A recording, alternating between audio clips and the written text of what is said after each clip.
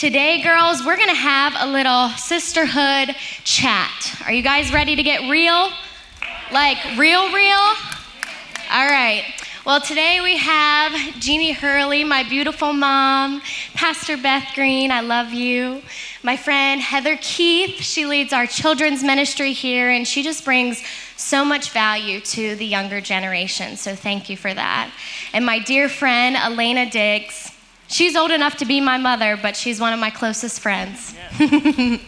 All right, well, how many know that friendship with other women is unique? You can walk into a space, and how many have ever felt intimidated by other women, right? And, I just think that even though there are hurdles that we may face, the Bible has so much to say, so much wisdom to offer about what it looks like to do life with other women. The Bible says, love one another with brotherly affection, outdo one another in showing honor, live in harmony amongst other people, comfort one another, live in peace, be kind to one another, be tenderhearted, forgiving one another. When I look at scripture, it's obvious that when the Bible is talking to us, he talks to us as a community, as a whole. And so through our conversation today, we've kind of curated a few different types of friends based off of our biblical perspective of what it looks like to be a friend. And so we'll just jump right into it. The first one is the initiator, being the friend that initiates, the person that goes out on a limb to ask for a cup of coffee and to meet up. That takes some bravery, right? Yes. Well, Heather, you are really good at that. Can you just share your heart when it comes to being the initiator? Sure. Ladies, we are meant to complete one another, not compete with one another. You have more, the lady sitting beside you, you all connect more than what you even realize. The enemy would love for us initiators to just sit back and not take that step. But ladies, there is power when you grab your sister's hand and say, how are you? Come sit with me. I believe it's C.S. Lewis that says friendship really sparks when you can look at your girl and say, me too. Yeah. Me too. I've been there. The body of Christ, our sisterhood, we are powerful, ladies. We are powerful. Let's get together. We are meant to do life together. So good, so good. Next, the friend that we have is the gatherer. The gatherer has vision to bring a community together. And these people play a significant role for maybe those of us who aren't the initiators. I am not an initiator. I really struggle with that. And so I love when there's friends in my life that will gather people and bring people that you may not even be familiar with and bring you together for a common activity and just get together. So Elena, tell us your how you do that and why you do that. How I do it, I usually just say, come on. But why I do it, I really had to think about this one, but I was, of course, speaking to God this morning. He always likes to have a conversation early in the morning. And he reminded me of growing up. Does anybody remember that saying, you will only have enough friends that's, what is it, 5? Your closest friends, you could have 5 of your closest friends. That's it. It would only be 5. You could count them on your hand. That's what they would say. You can count them on your hand. But then I thought about that, and I said, how limiting is that? How limiting. And I have thought about that my entire life. And I've even literally said, oh, I got 1 right there. Oh, okay, I got 2. So I got 3 more places. And that is so limiting. That's exactly what the enemy wants for us, is to limit the people that we surround ourselves with. So I let go of that. God taught me to let go of that. And now I open myself up to anybody who wants to come. I will tell you what I'm doing. I'll tell you where I'm going to be. And I'm just telling you to come on, So my arms are open wide. That is so good. And how many of you have ever gotten the invitation and you give the yes and you're like, yes, and then it comes the day of and you're like, oh, today's been a long day.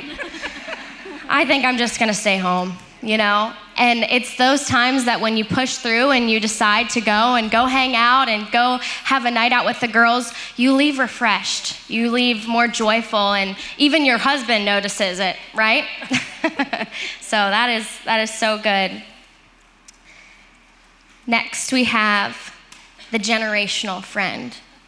And I love this because when you connect with other women who may be a part of a different generation than you, there is so much wisdom. There's wisdom from the top, there's wisdom from the bottom. And so, Pastor Beth, can you just share your wisdom, your experience with the generational friend? First, can I just say I'm giggling because me and Jeannie's legs are too short for this couch.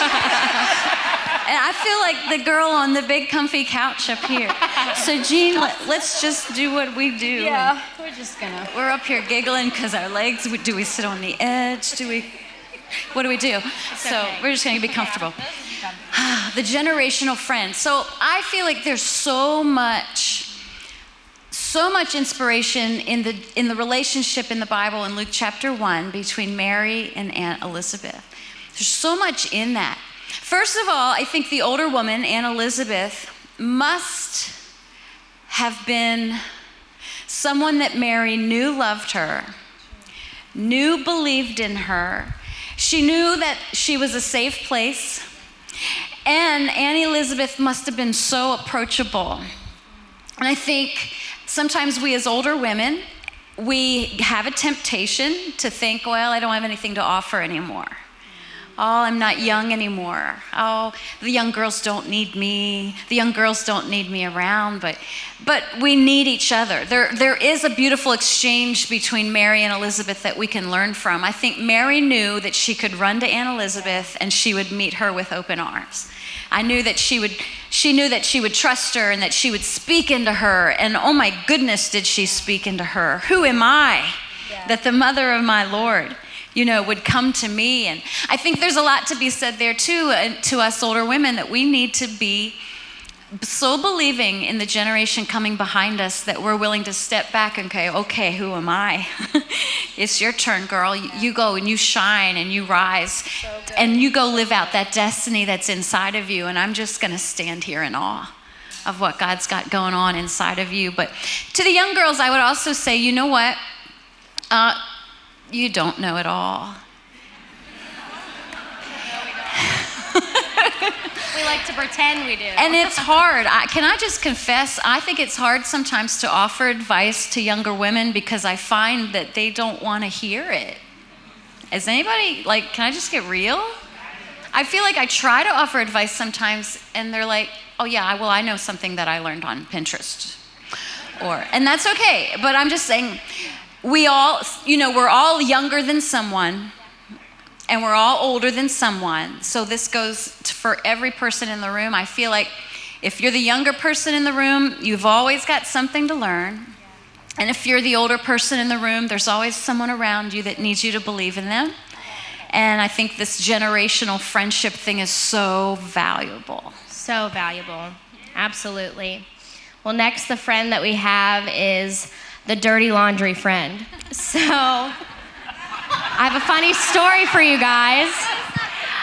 So I was in high school at the time, and my best friend, it was completely unplanned. She came home with me after school one day, and Aisha and I walked through the door, and my mom's like, your room is a mess. You are not bringing her into your room. And I was like, we have to go quick, whatever. And I was like, Aisha, why don't you just stay downstairs? And she's like, no, I can even help you clean up. And I was like, okay, sure, all right, And I was like, but I'll warn you, it's bad. It's a mess, dirty laundry everywhere. And she's like, it's fine. So we go in, and she's like, oh, yeah, it is a mess. So anyway, we start cleaning up, and all of a sudden, I hear her say, Laura. And I turn around, and she's holding my dirty underwear in her hands. And she says, this is how you know that I love you. I'm willing to pick up your dirty underwear and put it in the laundry basket for you. But how many know that we need those people in our life? When we experience rough times in our life, the things that aren't pretty, we have those people that we can open our door to. We can show them the maybe not so pretty parts. And this role is not for everybody to play. You know, this is for those one or two people that is a trusted source that you can go to, because there's so much power in vulnerability. And through vulnerability comes, you know, just that added level of them being able to pray for you, pray specifically for you, to encourage you. And it just brings about accountability, right? Because if they don't know what's going on in your world, they can't hold you accountable and you know, be on the lookout for you, right? So the next friend that we have is the long haul friend. And Mom, Beth, you guys modeled this so well. And I love hearing the stories from your childhood and just seeing now where you guys are at. And Emmy and I, like, we go all the way back. We used to have bubble baths together and we'd drink our pickle juice, and now we both have boys. It's just crazy. So share a little bit about that. Yeah. I feel like longevity is such a sweet friendship. It's because you're committed to be there in every single season. And that's not easy, right? It's not easy. I can guarantee you that it might feel like in this room today that you don't have that friend that's been with you through every season. But I encourage you today to just ask God. I know without a shadow of a doubt that you've had someone in your life that maybe you just need to reach back out to when you were a child, when you were a teenager, when you were a young mom. And I bet you'd be really surprised. So when I talk about longevity and friendship, I think everyone in this room has that friend. And I hope you go recognize that today. Also, I think we need to know that every season, there's a uniqueness with friendships. Not every season in your life, some friends were made for certain seasons, right? Yeah. And sometimes we have to realize that, like when I was a young mom, I was thankful for those girls that just came out of nowhere and really mentored me as a young mom. You know, different seasons that I have been in, just God has just, they just came out of nowhere. And when I lived in Colorado at that time, I love Facebook because I can look back to those friends now and still connect in their lives. But I was given a true blessing in my life who's sitting here with me on my couch. We grew up in church together our whole life.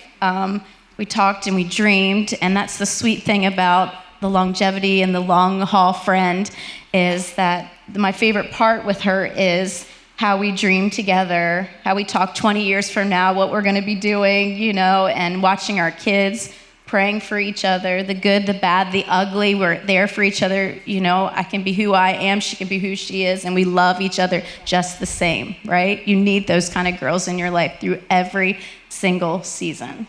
Wonder Twins. So good. Wonder Twins, activate. They've done that for as long as I can remember. Well, that is awesome. You know, the other thing I think about is just, you know, you might be sitting here and you're hearing all of that and you're like, well, that's great, but I don't have that. And I just want to encourage you that this is the place to find friends. When you surround yourself with other women who love Jesus, who know their calling in the Lord, everything else will fall into place. And, you know, I just want to challenge you too, you know, are you the friend that you want in your life? You know, are you trustworthy? Are you speaking life over people? You know, are you someone that comes in the room just ready to listen, not just to respond, but listening to understand? I think that is just so powerful when you can recognize, like, okay, I need to be the one that I'm looking for. So as we transition here, we're going to talk about some of the common hurdles that we face in friendships, because the reality is, even healthy friendships will experience some common hurdles, right? So the first one is healthy conflicts. You know, I think about different conflicts that have come up even in my own life. How many times have you ever had a conflict and it was just a misunderstanding, right? Or you assumed the worst? And I just want to encourage you to assume the best. You know, oftentimes our minds, Havilah talked about this, our minds just start going to these dark places, and it's like, wait a second, I just created this whole conversation in my head, and then the more you dwell on it, it can be hard to differentiate what actually happened and what went on in your mind. So be aware of that. The second one is forgiveness.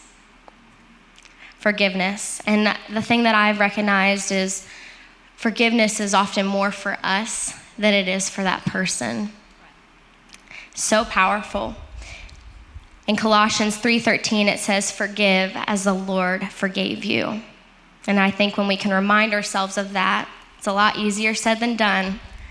But when we can forgive, there's just so much healing in that. And being able to say, I'm sorry, is one of the most powerful things that we can say to another woman. So let's talk about boundaries. Ouch. Do you want to share on that, Pastor Beth? You know, I will, and I do feel like if you really want to explore a really, really healthy teaching on boundaries, you need to get Havilah's book. Yes. I don't feel like I'm an expert on it, but I will be honest about something. I feel like you said, Havilah, boundaries is becoming a popular word. And I feel like boundaries are good if they're helpful, hopeful, and healthy. But I fear that if we're not careful, that the word boundary can become a trendy excuse for I don't want to work on that relationship. It can be a trendy, popular word to just throw out when we don't want to forgive and we won't take the godly, biblical steps toward healing a relationship that really meant a lot. So I do think boundaries is something that we really have to know God's way of having a boundary. Havilah said it best. There's a world's boundary and there's God's boundary. There's the boundary your counselor will say, but you have to make sure it's lining up with what God says. You know, and I think boundaries are great, but I think there's a lot we need to learn about boundaries before we put them into place and start practicing them. Yeah. And social media, you know, it's so easy to look at other people's friendships, other people's friends groups, and think, oh, well, they never have issues. They always are just always having fun, always, you know. But the reality is everyone experiences conflict. And if you decide that you're just going to walk the other way because conflict arises, you're never going to grow through it. You're never going to get to that next level and grow deeper with your friendships in your life. And so that kind of transitions into, you know, we've all heard the phrase, that person's toxic, right? And I feel like that's kind of a hot phrase too, is labeling people as toxic. And I'll just speak to that. And, you know, this is how I differentiate what is toxic and what is not. When you hang out with this person and you go to leave, first of all, is there conviction? You know, are you feeling like, oh wow, like, you know, to my younger girls, we were not doing what we were supposed to be doing, you know? But second of all, when you leave after hanging out with them, do you feel drained? Do you feel like your emotional battery is just, you know, and it feels like it never gets better even when you try, right? There's a difference, because if you leave and you're joy-filled and you're refreshed, that's a sign of a good friendship. And there will be seasons where your friends might need you, and it's okay. You know, there's seasons where you might cry together and you might really be in the trenches, and that's normal, you know. But if it's reoccurring, that's a good sign that maybe you need to distance yourself a little bit from that person. So let's talk about healthy friend groups. And I feel like this is just so important to our younger generations as they navigate middle school and high school and early adulthood. Do you guys have any wisdom for finding and cultivating healthy friend groups? Yeah, I'll just share. I love the scripture verse. It says, he who refreshes others will be refreshed indeed. The word refresh means to give action or to give strength to. So it's actually something we have to do. So in a friendship, you gotta do something, right, to be refreshed back. And just to give a little example, I grew up my whole life here in this area. My husband and I were called to go to Colorado Springs, and for the first time in my life, I had to go to a new church. I just got married. I had no friends. I just knew there were these gorgeous Pikes Peak Rocky Mountains there, and I just remembered we would start to find a church, start to get planted in a church, and who knows, being a new girl in a new room, that is not easy, right? And so when I walked into that room, I caught myself saying to myself, no one wants to hang out with me, or I walked in there and was like, oh, this isn't like it used to be like at my other church, or I can't find my friend, just being frustrated at that. And then I realized something inside of myself. I saw that scripture verse, and it says, he who refreshes others will be refreshed indeed. And then I thought to myself, okay, what do I need to do here? So first I'm going to ask God, God, give me friends in my life. I'm in a new season. I just got married. I want to have kids, but God, give me those friends that I need in this season. And then the second one, I had to trust God that he was going to give that to me. It was like, not just give up and going, well, I don't see him yet, I had to step out in the new church where I got planted, and I had to go to Bible studies, and I had to, go, just navigate through that.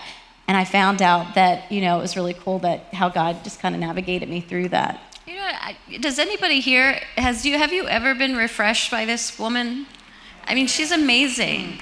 And Jeannie, you are one of the most refreshing people to be with. I know I can come through like a really bad day, walk in the room, and if you're there, I'm instantly refreshed. Good. It's a gift on your life to refresh people, but it's also good for us to hear that that's something you do intentionally, and that it didn't always come easy for you.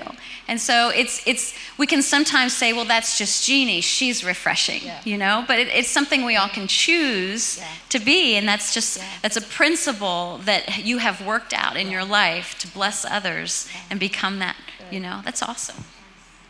I also think, too, there's just so much power when you're surrounded by other women who are just willing to make room for more women, right? They're inclusive, and they're like, hey, come jump in our picture, or come and join us for lunch, and it takes those people to really bring friendships together.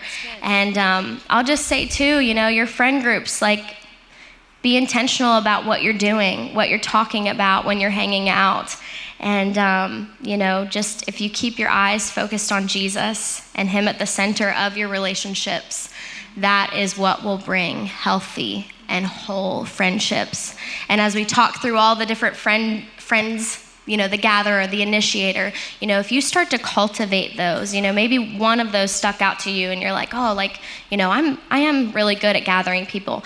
Lean into that more, and you'll see your friend groups just strengthened in that. Yes. I think it's so important too to have healthy conversations. Be real with one another. One of my gifts I know is that I love to pray for people, and maybe you're not the prayer, but you can stand in agreement. Believe in with that person that prays. I've seen that happening all weekend, where someone will come up and pray, and 3 or 4 women are just laying hands and believing. So it's okay if you're like, that's not me, I'm not the person that prays. Well, you stand in agreement with that person that prays and watch what God will do. So good. That's good.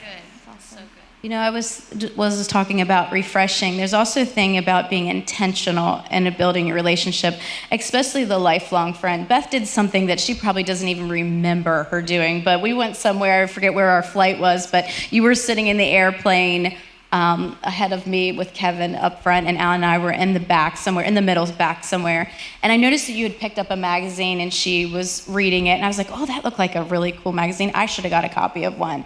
Well, I got tired on the flight, so I fell asleep, and when I woke up, that magazine was sitting in front of me. She had no idea.